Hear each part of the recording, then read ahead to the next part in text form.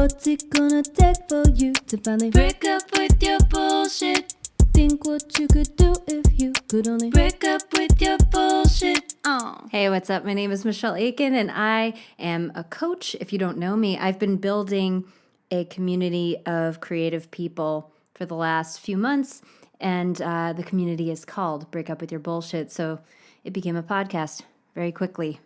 And the people in the community are all committed to leaving their excuses behind and actually moving their projects forward. So it's awesome. We have a private Facebook group and everyone cheers each other on. And I've got some really cool stuff coming up in February of 2021 for people in that group. So if you are not already part of that, I do have a waiting list for information about the February start and relaunch of Break Up With Your Bullshit. So check the description or go to michelleakin.com and you will see at the top it says, what does it say? Something about bullshit. Look for something about bullshit. I think it takes you right there when you get to michelleakin.com. Also, I launched Break Up With Your Bullshit mini microphones. I have mine right here if you're watching on YouTube. Otherwise, just imagine a very tiny little microphone that says Break Up With Your Bullshit on it. And it actually is a functioning little microphone. This one's mine. They sold out in less than 48 hours, which is extremely exciting, and I can't wait for everybody to get them. But I am going to open up pre-orders for more, and I'm going to put in an order. So if you want to nab yours, also you can find that on my website under store. So I think that's all for the announcements today. I have a cool episode. I mean, they're all cool, right? Why would I interview someone if it wasn't cool? But this one is particularly cool for me because my guest is not only a prolific author and baker, she is also a childhood friend of mine. And this conversation that you're about to listen to it's actually the first time we've ever had an adult conversation because she was just someone I got dropped off at her house and I played with her and her sister all the time. And now she's making awesome books like this one that I'm holding for people who are looking. It is called Procrastibaking, which served me very well at the beginning of quarantine. And she's got amazing recipes in here. And she's also really, really funny. So you know those blurbs that happen before the recipe, how you're like scrolling and you're like, please stop telling me about your children and your life. I don't care. I just want to know the recipe. I don't feel that way about hers, and they're quite short. So they're very respectful of your time while at the same time entertaining you. And you could just skip them and go right to the recipe if you wanted to. But I don't know why you want to do that because they're really great. And you're going to love Erin Gardner. She's had to push past a lot of unknowns in her career, and her story is super cool. So I think you're going to be really inspired, and I think in particular she kind of takes away some of the glamorous thoughts you might have about what it's like to publish a book or write a book or just have the kind of business that she has. So without further ado, here is my interview with Erin Gardner. Enjoy. Hello, Erin. Hi. Hi. How are you? I'm good. How are you? Good. It's so cool to have you here. So what we can start by telling people how we know each other. Yeah. Well, I mean, I was trying to think about it, and I think I've known you since before you were born. I think so. Because I think our families know each other because Michael and I went to Calico Cat. Preschool. Yeah. Mm-hmm. Yeah. I went to that preschool too. We all went there. Yeah, I think we all went there. But yeah, no, I think he was, I think him and I were in class together, and then our moms got to know each other, and then they became friends. Yeah, and then Michael is my brother. Yeah. Know. In fact, I saw him last night and he was looking through your books because I said I was going to. Oh, really? And he's, checking it out, seeing what you're doing. Oh, that's so cool. Hi, Michael. Yeah, hi, Michael. I sent him a link to the podcast so he could start listening on his drives during work. Oh, that's cool. But yeah, so it's so cool to get to talk to you now, because I was saying, I was like, oh, this will be our first conversation in ever, because ever, maybe. I know. Yeah. I mean, you I were know. usually hanging out with Donna, with my oldest sister, and I was usually Yeah, hanging out no, with your sister Kelly. we would get dropped off. I would go down the hall to Donna's room. Kelly would go into the girls' room, Mhm. and we all play all day long. Yeah. Yeah. It's cool to have two sisters in another family who are relatively the same ages, you know? So It worked out well. it Oh yeah, for really sure. did. Yeah. Yeah, I just remember singing a lot of silly songs with you guys, like Mm-hmm. Adelina, Madalena, hoop a stack of walking. Back walking Like those. down. Hook, hook. Yeah, yeah. Yeah,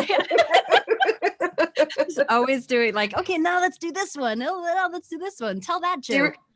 Do you remember when your sister and I wrote a rap No, about New Jersey? no, I don't. Yeah, you should ask her about that. I will. Yeah. My sister Donna, who I feel like is responsible for a lot of my getting into creative stuff because she was so creative. Yeah, no, she's a wonderful artist. I remember from when we were kids. I mean, she was always drawing and thinking stuff up, and we just had so much fun together with that. Yeah. You know, we were always. Do you remember the video we made to Ice Ice Baby? No. You all know exactly how old we are now. But yeah, no, I mean no, and swimming in your guys' pool in the summertime. We used to do Olympics. Remember that? Yes. Oh, yeah. This is good because you remind me all my good childhood memories are stored in your brain, Erin Gardner. I need to access them more often. You know, you block out a lot of the good stuff and remember all the. Yeah. So when I found out that you were writing baking books, I think do you call them that? Do you call them cookbooks or you call them baking books? What do you call these? Well, I mean, I think like the trade name would be cookbooks, you know, but I have Erin. They're baking books right here. Yep. That's your second one, right? Erin Bakes Cake. Yes. And your first one was Erin Bakes. My first one was Great Cake Decorating. That's right. Okay, so Erin Bakes, as creator of Erin Bakes, that's my website. Okay. Yeah, that's like what all my social handles are, and right. And then of course, this is the one that I really got into, which I'm holding up for people who aren't watching on YouTube. Procrastibaking is the greatest title ever. Because I feel like it's something people already say they do. And then no, I definitely did not coin the phrase. Right. But then you did because now it's yours. Yeah, I mean, I took it. Yeah, no one else had claimed it. Let's be very clear. No one had claimed this name. Yeah, no. It will probably make you very happy to know that there is all kinds of flour and butter and sugar all over this book. Because I love that. I use it. Yeah, no, I absolutely love that. Got things flagged. And I'll just say, as my plug for this book, there's a few things. One is that I love in the beginning how you just explain different procrastiswaps. This is the page I refer to the most often. Oh, good. Just like, hey, if you don't have milk, you can use this. If you don't have buttermilk, you can do this. Every single recipe of yours, I have to go to this page, and because there's always something I'm missing. And then I'm like, oh, I'm so comforted by the fact that you have accounted for that in some way, and I don't feel like I'm doing it wrong. Oh, no, not at all. I mean, yeah, I know people don't have buttermilk. I know people don't have, you know, like, maybe I have butter, maybe I don't. Maybe I have, you know, whatever, or I'm gluten-free or whatever, you know. Totally. So part of, I think, what I do is just try to anticipate needs, you know, like, what will this be like at home? And I want it to be as fun and as enjoyable as possible, because I want you to open the book back up another time. I don't want to feel so intimidated by it that you stay away from it. Yeah, I don't want you to be angry at me and then go on Amazon and tell everyone you're angry at me, and then that's the end of the interaction. Well, I have to say, I love all of the copy in the book, like the little paragraph at the beginning of the recipe, you know, which is not like overly lengthy. It's not like we have to read a novel every single time we get to a recipe, but they're all really funny. Oh, thanks. You're super funny. I just love so I've gotten to the habit before I bake. I'll like bring out the book and I say, Amelia, come here, we're going to make something. And I show it to her and then I read the paragraph and laugh. And then we go in the kitchen to get all the ingredients out. So I've started doing this with her where she's 4.5 now, and she Yeah. loves to stand on the chair and practice with the whisk and practice cracking eggs, which by the way is like I don't know, you ever let your kids crack eggs? No, like I don't, because I don't I don't let them do anything. I'm like, no. We're gonna give it a minute. I understand. I was like, okay, maybe I could allow her to do this badly into the measuring, not into the main thing, but into the measuring. And she just completely smashed it onto the counter, and it's like, okay. But Erin, the last time I handed her an egg, she went tap, tap, tap, and she opened it up. That's awesome. And I was like, oh my God, I've imparted wisdom. It happened. Yeah. You got to see the transfer of information. Yeah. No, that's always fun. I mean, that's like a reaction to the fact that my mom never let me do that. Like, she would always tell me what to do, but she wouldn't let me do the hard stuff. So I never really learned, Yeah. I'm like trying to do that with her, but oh my gosh, it's so hard. It's so hard to just watch and like make a disaster in the kitchen. And you're like, oh, no, I mean, I let them go. Like if I have something to do, like I just have to be like, no, I'm doing something. Like go do something else. Yeah. But no, I let them go and do weird stuff. And like Max is really into making like weird, like he'll be like, Mom, look, I made this thing, and it'll be a granola bar with peanut butter and like a pretzel on top and like and I'm like, oh yeah, that's cool. That's awesome. And Violet made mozzarella water and watermelon soup the other day, and I was like, this is so good. And my husband was like, did you actually taste it? And I was like, yeah, I mean, it's food. She's practicing. How old are all your kids? So Violet is 5 and Max is 9. Awesome. Yeah. I heard about Max because my nephew Richard loves Max, and apparently when they did get to see each other, they nerded out hard. Yes.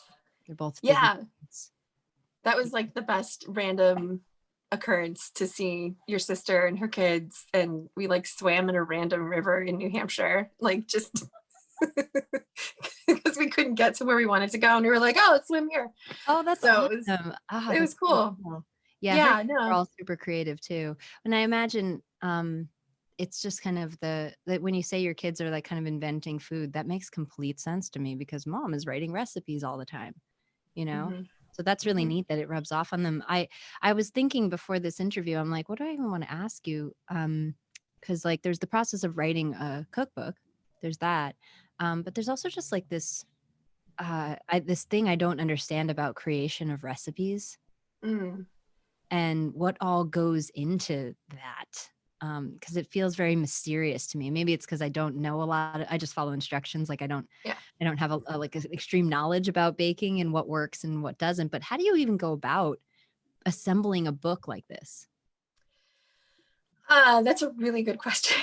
And it's a really big answer. Yeah. And if it's all we talk about the whole time also. I'd have to say like, to answer the question, I'll compare the two books, because when I wrote Erin Bakes Cake, I knew exactly what needed to go in it because it's a cake book. Right.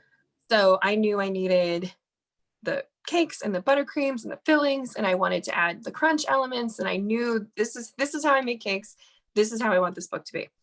And then when the opportunity to write Procrastibaking came along, I had to figure out what is in a Procrastibaking book. Like that doesn't exist. Right. So on the one hand, like that answers the cake question, answers the recipe question, in that you look to see what other people have done. Yeah. At this point, so everything's been done. Right. So you look to see, how does this person do this? How does this person do that? You have to learn a little bit of the science behind it, especially with baking. Right. What leavener does what, and how does it respond to like an acid, or how does it respond to a base, and what gives you lift and time and temperature, just and that comes with practice. Right. A lot of it, you just have to experience the like physically being with the item while it's baking, so you can see it and you can smell it and you can touch it. But then on the other end, you can do whatever you want. Right. And just So see what there's, happens. yeah, like there's this clear set way that things are done, but then there's also, you're standing in your own kitchen. This is your flour, this is your sugar, this is your butter. You can do that how you want. You want to put 2 sticks in, let's put 2, let's see what happens, you know? Yeah. And a lot of, so some of the things I've done have come from that, where it's just trial and error. And I'm like, well, what would happen if I doubled the eggs? Yeah. Or what would happen if I took out a cup of flour or whatever? And then some of it is following, you know, a set way of doing things, and then seeing if I can deviate in any way, or how I can make it easier for myself, or how I can make it easier for people at home. Right. You know, Yeah, that's understanding a lot of what you do in this book. they is don't care as much Yay. about the minutia. You Right. know? They're not like, Yeah. be done properly. They're like, I just want to eat a Yeah. pretzel. So Yeah. I make the soft pretzels all the time. Oh, I do too. I'm so glad you like Oh them. my God. They're so good. People ask me for the recipe. I'm like, buy the book. Well, thank you. I appreciate that. Because there's a lot of good stuff in there. But like, so soft pretzels were the thing when I was younger. I would sneak out of the house and walk to the Brunswick Square Mall, Sam. unbeknownst to anyone, to get a Hot Sam pretzel. Mhm. You remember Hot Sam? It was a place. Oh yeah. Oh no, my no. gosh. Hot Sam is my Hot Sam is my beacon.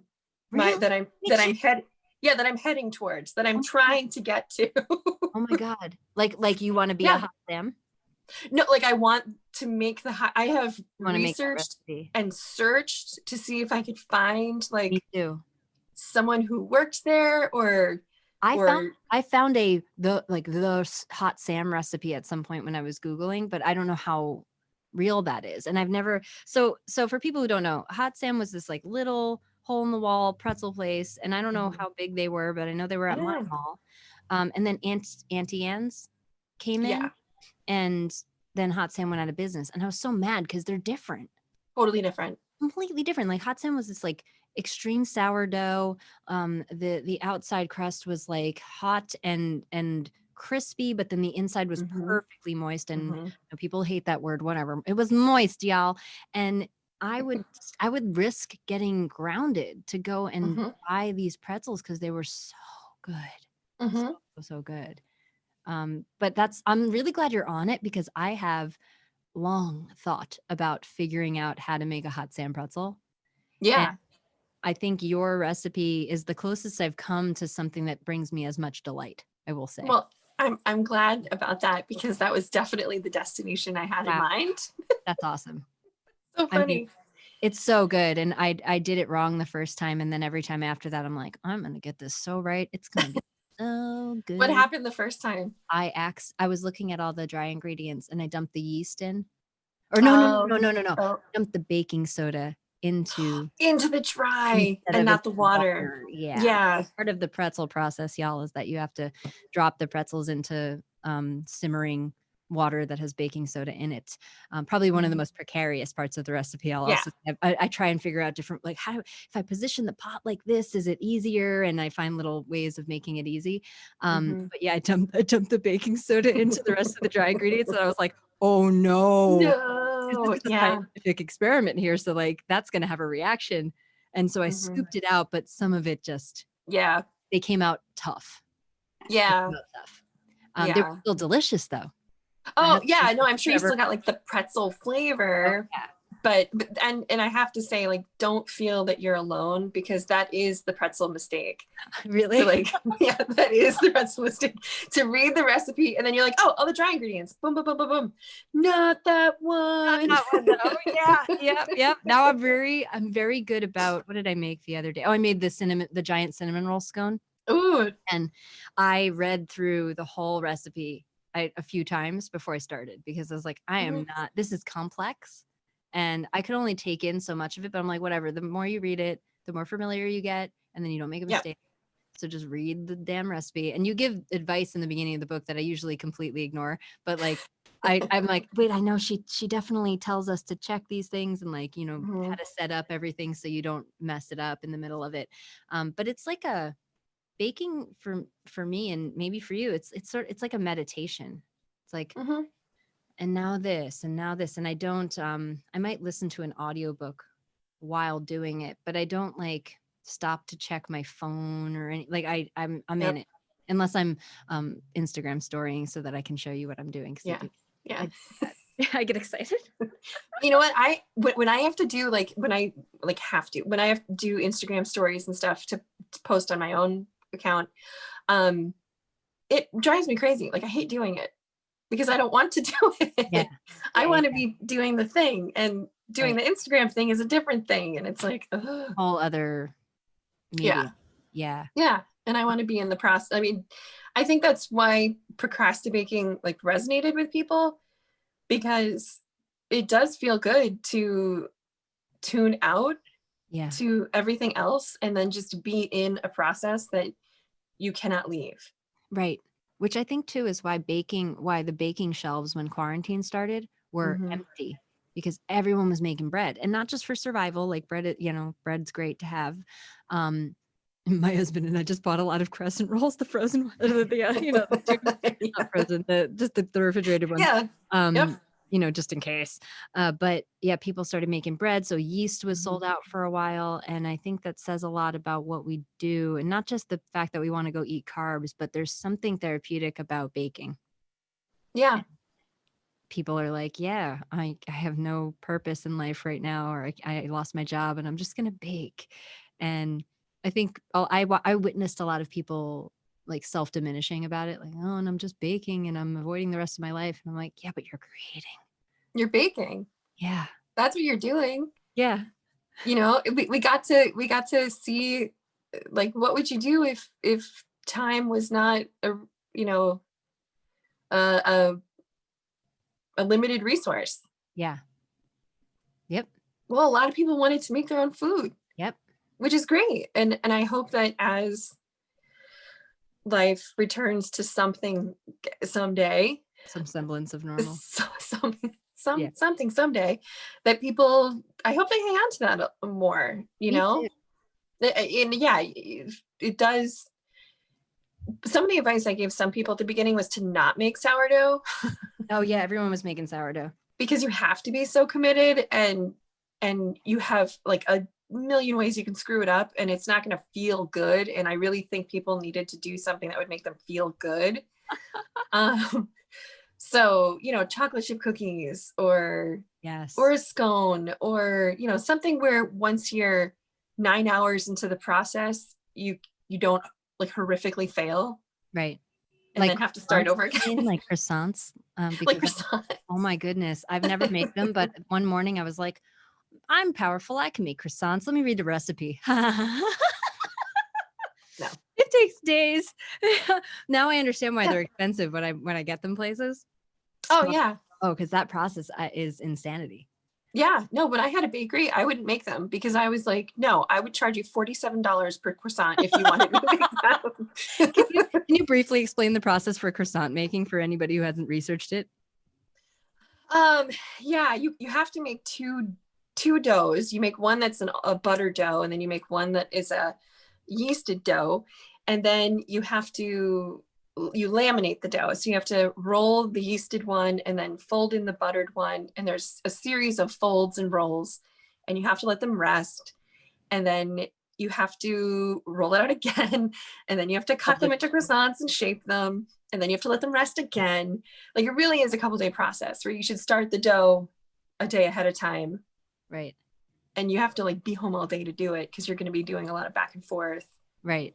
And then you realize that croissants should be like $1,000 a piece. Yes, they should. And you should just buy them at the store. Most places, I have one in a baggie over there from Rook, which is a coffee place here. And they don't make their croissants there. They just make coffee. But Ming, do you know where Rook gets their croissants from? I don't. I know they get their bagel flats from the bagel oven in Red Bank, but the croissants will remain a mystery. Okay, I guess for now we don't know. He knows a lot about Rook, so I thought he might know. But yeah, I think it's $3 for a croissant, and It's interesting because when I was in Brooklyn, they were about the same price. And it's funny to find anything in New Jersey that is the same price as something in Brooklyn to me. Yeah. After living there for so long, and I come here, all the prices are so much. I lived there for 9 years. It's like I Yeah. grew up here, but then I lived there. I was like there for a long time. So I'm very used Yeah. to the prices. But yeah, they're never super cheapy unless they're really poorly made. Pretty much. Or like super, super mass produced, like Yes. bought from, like a Costco, or it's a big thing. And Right. Yeah. In which case even when they're bad, they're pretty good. Yeah. No, you can't go wrong with like a yeasted butter dough. like at a certain point, you've passed the point of edibility. So it's like, okay, we're there. Yep. Is it spectacular? No. Is it doing it? Yeah. It's doing it. Doing it. I Mhm. love chocolate croissants. So we were talking about how you go about assembling the recipes, and you were thinking about it through the lens of, what goes in a Procrastibaking book. Like, what do people who are sort of procrastinating whatever the rest of life and escaping to baking, what do they want to be making? So anything you can share about some of the stuff you did pick and why? Yeah, I went with, kind of to piggyback on what I just said about the sourdoughs. I wanted things that people would be successful with. Yeah. I wanted things that would truly be useful. I think there are a lot, I know there are a lot of aspirational baking books out there. Yeah. Which is great. Sometimes you want to buy a book because you want to see this gorgeous thing and you want to think about making it, but not actually make it. I'm gonna make Sue pastry. Isn't that what it's called? Like or shoe pastry. Yeah. I'm gonna do this. I'm gonna do that. And it's like, show. I'm gonna do it. No, so that's why I made 20% of the book cookies. Or like and the other like cake bar, like cookie bars and stuff. Bars, breakfast stuff. Yeah. I wanted stuff that you could be divided up into smaller things and you could gift it. You could bring it to an office. You could bring it to, back in the day and someday in the future, you could bring it to like a big event or, share with people what you've done. Because I think that that's another component to the whole escapism, procrastinating kind of thing. Totally. One of the things I when I started baking a bunch, I wasn't really eating a lot of gluten or sugar, and yet I wasn't that interested in learning sugar-free, gluten-free baking. So I'm like, if I'm gonna do it, I'm gonna just do it, but I would just give it away. And mostly to Donna and her kids. I would just be like, hey, I'm just gonna leave this here, and like walk in their house. I'm like, I'm just leaving that there because if it's in my house, I'm gonna eat the whole thing. And like me and my husband have no self-control, so we're just like, that's gonna be gone. Except with the pretzels, I have purposefully made a half batch, so I could eat all of it. Because if I make the whole batch, I will eat all of it by myself. It goes so fast. Yeah. Yep. No, and my kids, like, as soon as they like catch wind that I'm making pretzels, they'll be like,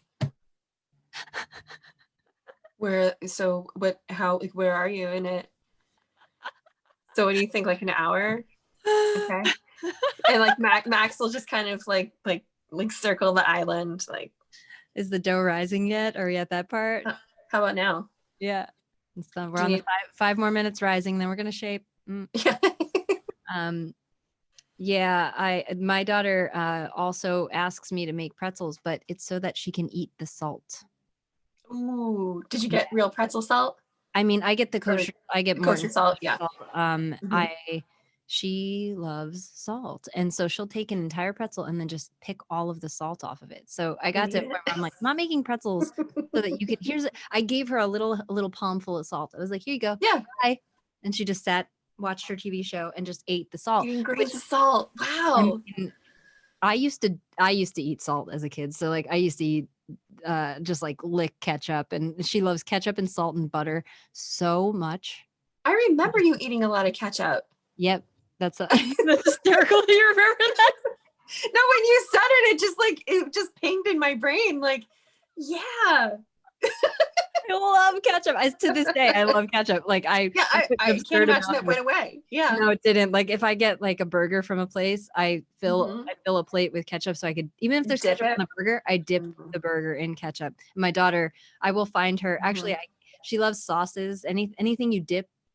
And I gave her a piece of the scone, and then I was in the kitchen doing stuff, and I came back in the other room to see how she was doing with it, and she was bent over the plate, sticking her tongue out, licking the icing off the plate, just and she does that with ketchup too. She'll just eat it. Yeah. Like, well, she comes by it honestly. Yeah. I do that. My daughter eats donuts. Like, you know, you'd eat a donut, like, let's pretend this is a donut, you know, like, Yeah. She turns it frosting side to her face. And just licks it. Wow. And she bites it like little rat. Like she bites the frosting donut part of the donut off the top. And then she's like, I'm all done. Actually, I think Amelia did that with the rainbow cupcakes I made. She ate the top and then was like, more. I'm like, you just want the ice. And this is why I just put icing sugar on top last time, because I was like, I'm not making frosting because she's just gonna eat the frosting. I loved that little hack where you buttered it with the icing sugar. I was like, yeah, that's legit. That's basic. When the first time I was making icing was from your book. I've never made icing before. And when I'm like, it's just a lot of butter and sugar. And I mean, like, I guess that sounds like, duh, that's what icing is. But if you've never made icing before, you haven't thought about that it's like sticks of butter or shortening, you know, whatever you're using. But it's just fat and sugar, and it's delicious. It's delicious and wonderful. But yeah, that's all. But that's why, yeah. Oh. And I have to give credit to my husband, Justin, for the butter thing, because he was the one who, he was like, yeah, you might just want to put some butter icing on the top of that. I'm like, well, that makes sense. But then cutting the cupcake in half, putting a pat of butter, and then sprinkling powdered sugar on the top of it. That was, I mean, it was real good. Yeah. Really good. I 100% support that effort. It was nice to get validated by you, because, you know, you write these books, so you have you have the authority here. So here's something. I started reading the beginning. My sister Donna had the Erin Bakes Cake book at her house, and so I got it last night, and then I started reading the beginning, and I realized I don't even know your story and how everything happened. So let's like walk back to where you started and just explain. Yeah. Wow. Okay. Well, I did not start off to be a baker or anything even related to food. I wanted to be a pilot. What? Yeah, I wanted to be a pilot. I was hell bent on being a pilot. I was like, no, I'm a pilot. Like this, I'm gonna fly airplanes. Wow. And yeah, no, and all the colleges I applied to and everything I had set out to do was flying. And so I went to school and I majored in aviation my first year and was like, I am not a pilot. This is not what I want to do. Wow. What about it? I love flying, and my husband is a pilot. That's what came of that experience. But yeah, no. I met him there. Yeah. And he actually wanted to be a pilot. So he went and did that. But yeah, no, I love flying for fun. Like when it's enjoyable, but as a job, I mean, it's a job. Yeah. And it is very difficult. Not necessarily like that the flying itself can be difficult, but like it's a slog, you know, and you are constantly on the go. You can, you know, fly at any time of day. And then when you're in the air, it's kind of boring because you're just like sitting there. And it's a lot of sitting. It's a lot of sitting and watching. And I am not a sitting and watching person. So that's why I like when I go in, where we don't anymore because, you know, kids and life and stuff. But back in the day, my husband and I would go on like little flights for fun. Like, you know, if he had time in a small airplane to use up or whatever, and we would go fly around like that. I love, but as far as having it be a job, I couldn't do that every single day. Man, that would be so cool. That must be so cool to have a pilot husband and you can just be like, let's go for a fly, honey. Like what? I've never heard anyone say that before. Yeah, no, back in the day, we you know, like when he was flight instructing, he would get like time in each airplane to use up Yeah. that, you know, to stay current and stuff, because they have to, like, that's how they stay up to date, you know, by flying so many hours per month in each kind of plane. And so he'd take me up and we'd like fly out to Plum Island, which is this place in Massachusetts, and like they have bikes at their airport, so you can ride a bike and or walk to the beach or something. And I love that. Like, that is a lot of fun. It's really cool. And he is perfectly suited to be a pilot. Like, he is so linear and he loves checklists. And he is just like, I want everything in order. And he is like, we have this joke right now about like task, because like when there's a task, he's just like, task, like, and he goes on it and like. For those who aren't watching, there's some hand motions happening and they're amusing. So, you know, check out the YouTube. Yeah, it's kind of like a robot hand thing. Like, he's tasking, but yeah. So he's the taskmaster, and he likes, you know, checklists, and I couldn't fall into that. Yeah. So I didn't know what I wanted to do, but I felt like I needed to get a degree. So I switched to business and just got a degree in business. And then when I got out of college, I was selling advertising because that's what my dad did before teaching. And it's an easy job to get out of school because they're always looking for people to sell advertising. Right. And I was selling ads to a restaurant in Hartford, Connecticut called Max Downtown. And then they were looking for a pastry plater at night to work the dessert line, just plating desserts. I've done that job. Oh, you have? Yeah, at a dessert cafe in Brooklyn. That's awesome. A plater, so I mean, I love plating. Oh, plating is a lot of fun. Yeah. It's a lot of work, but it's fun. Yes. Yeah, I mean, you got to be like on it. Oh, yeah. No, you have to be fast. You have to be like fast and decorative and, you know, like very reverent of the whole thing. Yeah. Yeah. A lot of cleaning, a lot of standing, a lot of, And so I quit my job in selling ads and I started plating desserts at night. I love that. And my parents hated it. They were so mad. Oh, they were so mad. That's how you know you're on a good path, when your parents get pissed off about your life choices. Oh, they hated it. It was a big deal for a little while. Yeah, it was a big deal. And I investigated going back to school for it, but was fortunate enough to work with people who were willing to tell me what they knew. That's awesome. You know, and the chef that I worked for at the time, he actually drove me up to Culinary Institute, and he was like, "I'll go walk around with you." He's like, "Yeah, let's go see." And he's like, "Maybe you go this way or you go that way," you know. And in the cooking world, it's nice. I think it's nice because there isn't such a reliance on having that degree for working in it. It's more about the desire and the skill, and the willingness to be taught and the willingness to be humble when someone's like, that's horrible. Like that's how video was for me. It wasn't I went to school for video, but my the first job I got, I tried to show him my portfolio and he was like, "I don't want to see that." And I was like, "Why?" I said, "I don't know that you did any of that. That could be people you worked with that did it and you didn't. Like, why don't you work for 2 weeks and I can see what kind of talent you have." He didn't care about what school I went to. I've never been asked in the film world. I've had never been asked what school I went to and what degree I have. Absolutely. Who cares? Yep. It doesn't matter. But I advocate, I mean, like, I don't think people in a creative field, and I guess including yours, like, don't need to go to school necessarily. You need to have a desire and a passion and a willingness, like, to be humble and learn and really want to do it. That's so cool.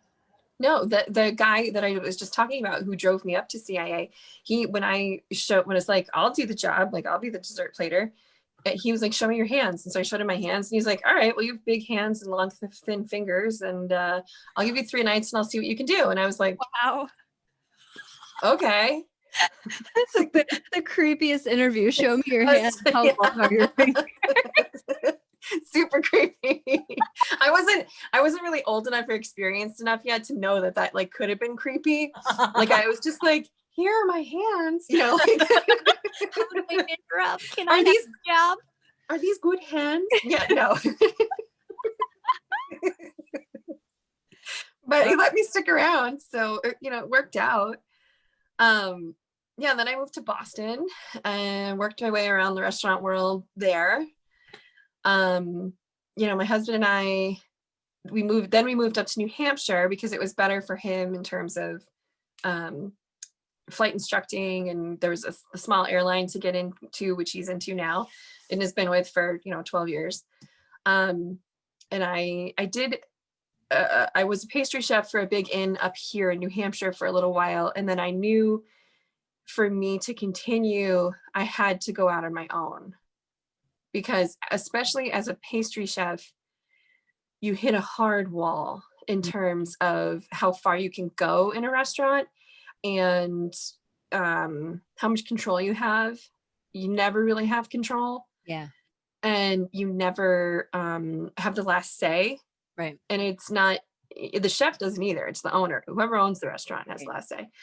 But when you're a pastry chef, you have those other layers. You have the sous chef or the chef de cuisine, and you also have the chef, and then you have the owner. And it's just like, I was tired of being good at something for 6 other people to tell me I'm wrong. Yeah.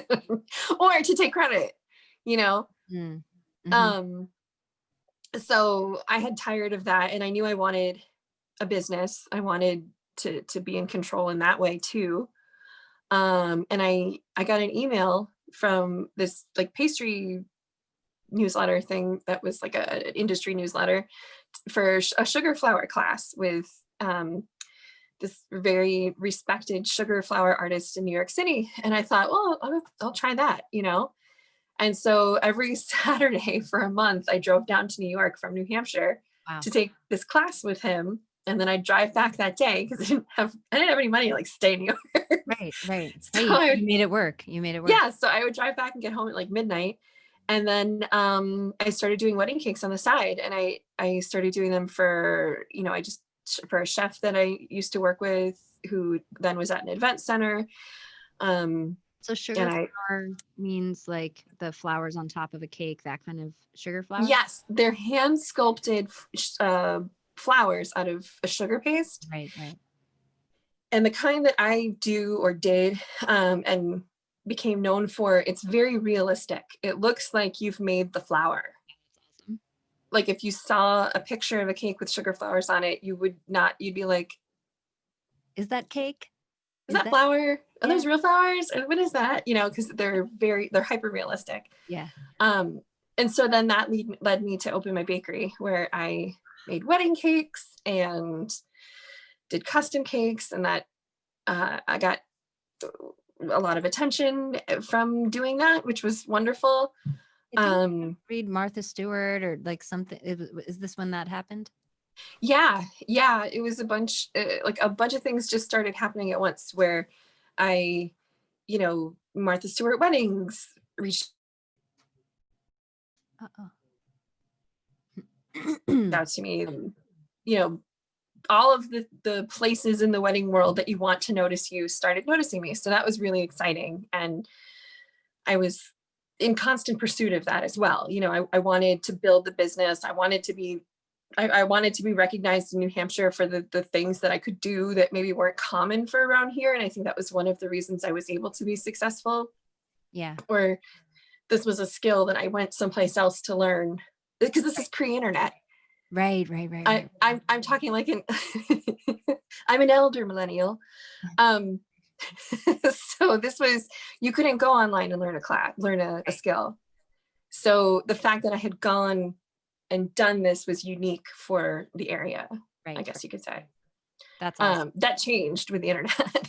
Sure. And still, I think there's really no substitute for a hands-on class, and for the amount of commitment you had to have to make that drive all the time, and to be like, no, this is what I'm doing. Because plenty of people on their bullshit will just be like, well, I don't have money for a class like that, or it's far away from me and I could never. And it's like, okay, and what do you want? Because when you really want something, you make it happen. And I feel like the fact that everything is so available online, anyone who's saying that they can't, it's like, you could figure that out pretty easily. Maybe it's too easy. Maybe there's not enough of a barrier to it for people. Sometimes, you know, it's like the information is so available that it's like overwhelming or, it doesn't rise above the noise.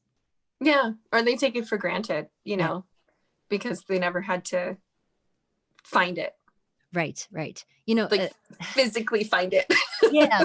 Like I wanted to be a makeup artist, and there wasn't, I would have gone crazy with YouTube if I did it when I was little. I walked to the Barnes and Noble to get a book, Bobby Brown Teenage Beauty. I bought that book. Yeah. And I was like, I will figure this makeup thing out. Cause Donna didn't really wear makeup. Julia didn't really wear makeup. My mom kind of slapped some makeup on, like literally was just like, boop, boop, boop, boop, boop. She didn't know how to do makeup either. So she would like watch me do makeup and be like, how do you know how to do that? Like I bought a book because I wanted to go to school for that. Erin, also, I realized while you're talking that from the time I was very little, when people said, what do you want to be when you grow up? I didn't say pilot. I said bakery lady. Oh, really? That was my forever answer. It still is. I'm obviously like, I'm definitely, I'm not just procrastinating baking. I really am interested in learning more about it. Because at some point I will open a bakery. Good luck. Godspeed. Thank you. I don't know. And I don't know what form it will take because who knows? Who knows? I mean, I could be teleporting things to people. We don't know how it's all going to look. I don't know. But yeah, I always wanted to do that, or just to be good at it. And so I challenge myself with little things like this because it's just like a fun side thing, but obviously not my main commitment. Otherwise I would be pursuing it. But when you're talking about opening a bakery, I was like, yeah, that's well, and when it comes to opening a bakery, there's the romantic idea of opening a bakery. It's very romantic, very rom-com. Yes, and I want you to hold on to that. Thank you. I will. I want you to like enjoy that because there is a big difference. I'm sure. There's a oh my gosh, I mean, it's a lot of work. Yeah. It's a lot of work. And it was interesting because looking back, like saying how I wanted to get out of I wanted to be my own boss because I wanted to not have all these other people in charge of me or whatever. Yeah. Well, there's always someone in charge of you. Right. If nothing else, the people who gave you money to start the thing. Yeah.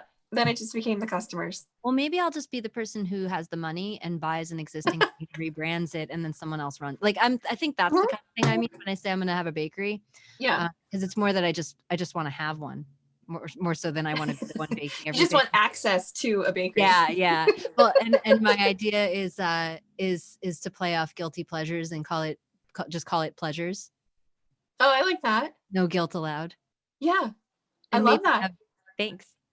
That's really good. I could have some sugar-free, healthy items, but most of it's just like, no, we are pure gluttony here. This is not not attempting health here. You're just gonna come, It's a different kind of health. Yes. It's good for your soul. Yeah, it's just totally. Take the day off kind of health. Yes. And everything in moderation. Okay, so back to your story. Mm-hmm. So I had the bakery. Mm-hmm. And then I was on Sweet Genius, which was on Food Network. Right. So I won an episode of Sweet Genius. And then after that happened, an editor for Taunton Press reached out to me and literally just cold called my bakery. And and she was like, hi, is Erin there? And I was like, yeah. And she's like, have you ever wanted to write a book? And I was like, who are you? What is this? I was like, no, I'm not paying you to write a book.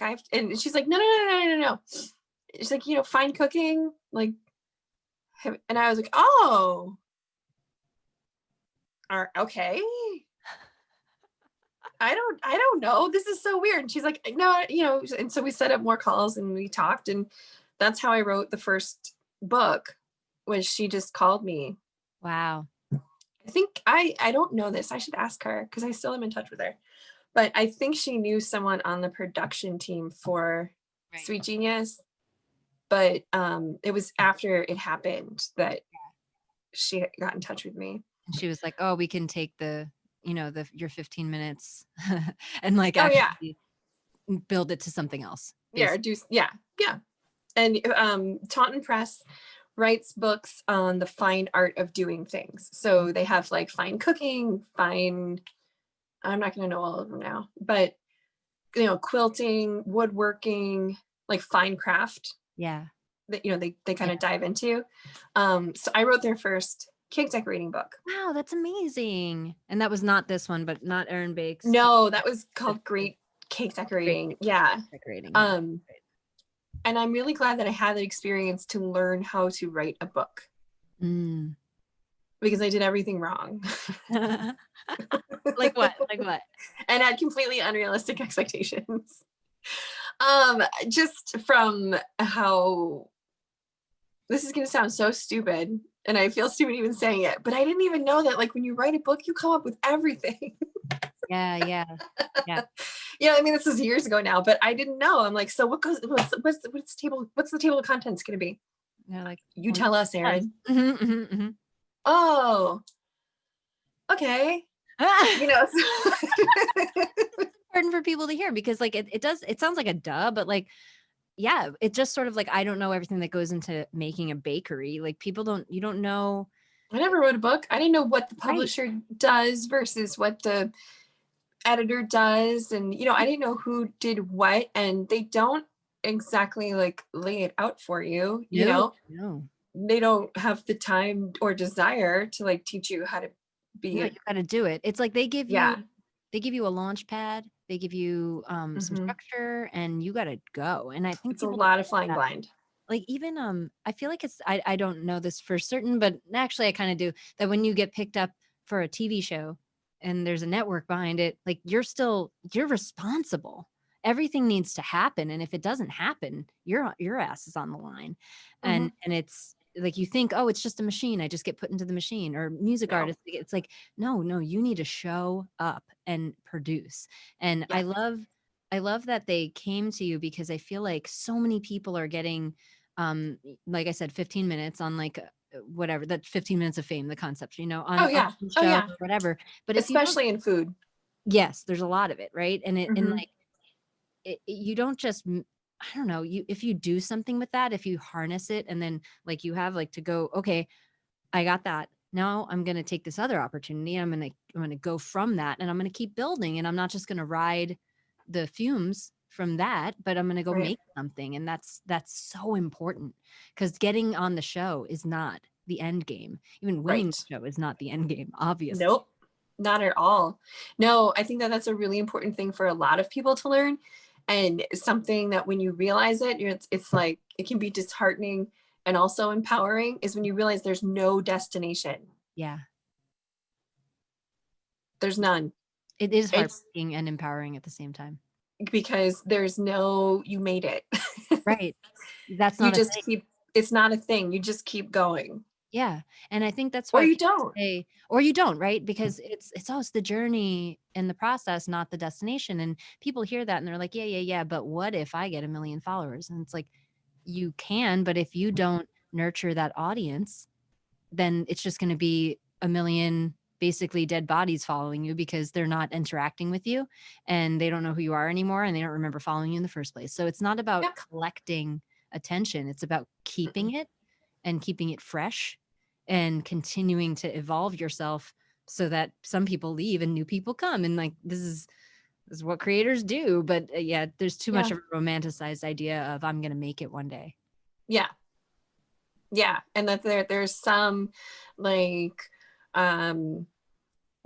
fame or happiness hat that like you get one and then you're like, you're done. Like, no, you're never done. No, nor does fame alone make you feel anything good necessarily. No. And I'm not saying that. I mean, like I'm cake known, but even in the cake world, when you want to, I see people who are like, oh, and I'm going to do this and I'm going to do that. And I'm going to be, and it's like, oh, all right. Okay. Once you get there, you haven't arrived anywhere. You kind of look around and you're like, oh, so I'm still exactly the same. I'm just standing here now. Yeah. Right. I remember hearing Ed Sheeran talk about his number of Instagram followers, and he was comparing it to Taylor Swift, and they're good friends. And he was just like, yeah, but all I'm looking at is Taylor's, and why don't I have 30 million more, or whatever the number was, right? And Yeah. like, I remember that for me was a moment of just going, oh, I see, right. It's never enough. It's never enough. If you have a never enough lens, nothing is enough.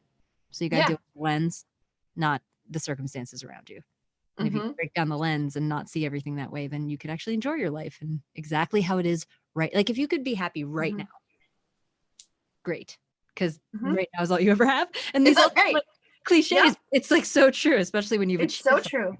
Yeah. And it's so true too, when what you do is creative and that you're putting it out there for people, you have to just be happy with it. Yeah. Because you don't know what you're going to get back. No. And sometimes it's crickets. And then sometimes when you kind of think something is like, all right, I guess I'll just put this out because I have to put something out. And people are like, oh, it's so cool. And it's like, oh, okay. You're not your audience. You're the creator. No. Yeah, exactly. I'm not my best audience. The things that I've routinely seen that the things I think are great, people don't necessarily like. And then things I think are whatever, people are like, wow. Yeah. So amazing. I'm like, okay, sure. And I'm not being self-deprecating. It's just not my taste. Like, yeah, I'm just my own thing isn't my taste. That's but so, it's so, yeah, no, it's so true. And it actually, and so like so when that book happened, that was kind of when I had that realization where I was like, oh, this is all just still working. And then I kind of shifted my own mindset where I was like, okay, well, here's what I want in my life. And I don't want to work every weekend for the rest of my life. Yeah. And I don't want to miss, I didn't have kids yet, but I didn't want to, or no, Max was little. When Great Cake Decorating came out, he was 2. So all of these things started happening kind of like right before he was born. And then after he was born, and then, I got the book and I did the show thing. And then I was being approached to teach classes and do things like that. I thought, well, I'm going to take what I've done and mold it in a way so that I can live my life the way I want to live my life. Yeah. And I don't want to, I'm not going to miss weekends. I'm not going to miss putting him to bed. I'm not going to, that was just what and I don't like disparage anyone who does it differently. You wanted. Yeah. It's just what I wanted. Yeah. I just wanted to be there when I wanted to be there. Which is so important, I think, for parents is like to get that there's no correct thing to do. It's just, what do you want? Like, I was talking about this last night with my sister-in-law because she really wants to be there with her kids for every moment. And I've always been more focused on my career and what I'm doing. And honestly, I wouldn't have been as into having kids if I didn't have a husband who was such a great father. Like before we had kids, I was like, oh, he'd be a great father. And that's what inspired me to want kids. Yeah. Oh, together we could really do this. And then we could get a lot of support from family. I can still have my career and, she can be with lots of different people and she's with her grandma or her uncle or with Donna and her kids. And I get to do this. Like she's with Donna right now, having an awesome day with her aunt. So I'm sure hanging out with her cousins. Yeah. See them. So that's awesome. And I don't have guilt around it because it's my choice. And I know that I could just see her all the time. Yeah. I could do that. But yeah, it's so important because it's just what's your vision? What do you want? And how can you create that? So that's cool. Yeah. So then I wrote Erin Bakes Cake. And while I was writing Erin Bakes Cake, I blew off a day of writing to bake other things. Because I was like sick of doing it and I needed a break. Yeah. And I posted a picture of them with the hashtag Procrastibaking, the baking I do when I should be doing other baking. And like my cake friends were like, oh my gosh, so true. And then like fast forward 2 years after that, Julia Moskin from the New York Times was doing a story on procrastibaking and found that post through the hashtag and DM'd me and said, I'm writing a story about procrastinating. Do you want to be interviewed? And I was like, Yeah. Oh, I'll take duh. No, screw off, New York Times. So I talked with her and was in the article, and I said ridiculous things because I felt like I had nothing to lose. Yep. So I'm just going to say stupid shit. And my agent called me like a couple days later and was like, have you thought about writing a procrastinating book? And Erin Bakes Cake didn't do great, like as a product, like as a book, because it's super niche. And so I didn't even think that I'd have the opportunity to write another book, at least not that soon. I thought like, oh, I'm gonna have to do something else, you know? Yeah. It was one of those things that the people who liked it loved it. You know, like we were just saying, I was so happy with it, and cake people were so like, oh, this is so cool. And a couple of pastry chef people, kind of folks were like, oh, this is really interesting. Didn't hit with like normal people, so you know, wasn't that. So I didn't think that I would have that opportunity. And she said, no, just try it, just put it out there. You know, she's like, this is a hot topic and you're in it, so claim it. She's like, if you don't do it, someone else is going to. That's true. I remember her saying that, and I was like, okay, that's reason enough. Yeah, that's a good reason. Yeah, so I put together a little quick proposal, and then this has gone great. That's awesome. And I owe it all to her. She's Allison, my agent, has vision and heart, and she is just one of those people who really wants to see people succeed.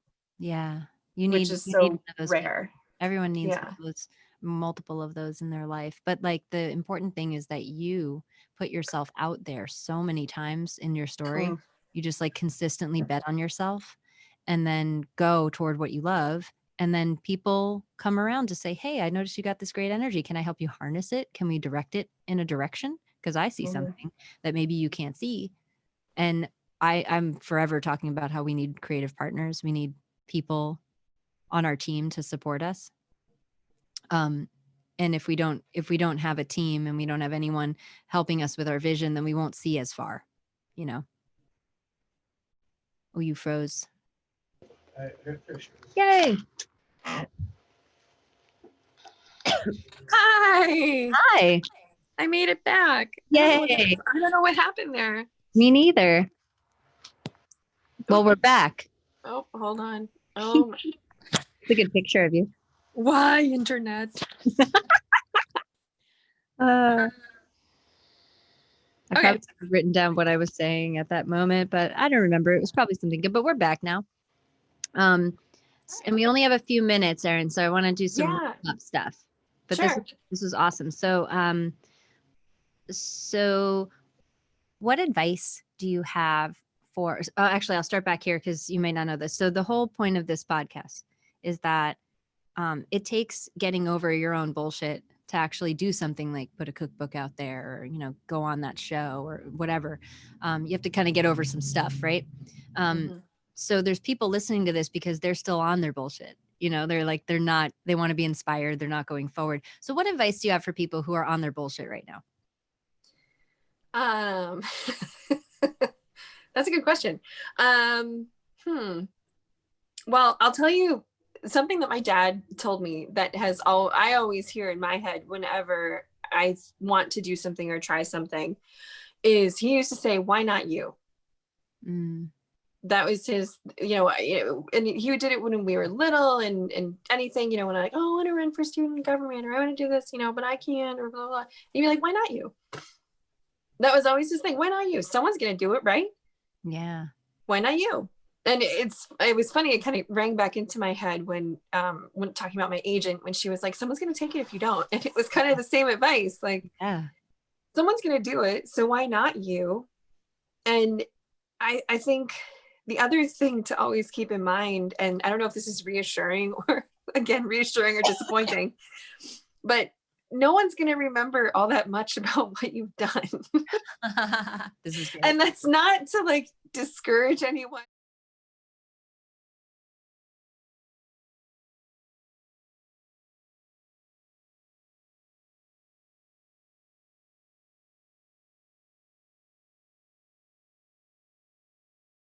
I guarantee you that most people, that was like a blip and it disappeared. It's like how no one remembers what you were wearing, but you remember. You're like, Right. I can't wear this shirt again because I already wore. No one was paying attention. No one was paying attention. No. And honestly, then when you think about it in the reverse, if someone was all that invested in what you were wearing, then they're kind of weird. You know, like, you're not the one with the problem. Right. That's amazing advice. That's fantastic, Erin. Thank you so much. Thanks so much for being here, for sharing your whole story and your perspective. And I know that you're just a person, and you just decided to get past the thing and go do something. But there's a lot there in hearing from just humans who have gotten past some stop and done something bigger than themselves, and really for the love of it, sort of like. I think that's another big part too, is it has to be something that you truly love. Yeah. Or else it's going to hit and feel really shallow for you. Yes. Or it's going to miss and you'll still be happy about it. Right. Because you made something that you liked for yourself. Right. Exactly. Right. Awesome. Well, this has been fantastic catching up with you. I hope that when all this craziness is over, we can all get together and our kids can hang out. And that would be so awesome. Oh, it's so nice talking to you as like an adult. Yeah, I know, right? We haven't done this since I was very small. I know. And tell Donna I said hi when you go to pick up your daughter later. I will. All right. Thanks again, Erin. And where can people find you? These days I'm mostly on Instagram. So Erin.bakes on Instagram. It's the best place to find me. And everyone should get Procrastibaking, because yay! Find me in Procrastibaking. Let it be the first cookbook that you actually use. Yeah, like that's the best compliment I could get. Mm-hmm. It's the first one I've ever used. So there you go. There you go. Well, thank you, Michelle. You're welcome. All right. Well, hopefully I'll see you in the not too distant future. Yeah, I hope so too. Break up with your bullshit.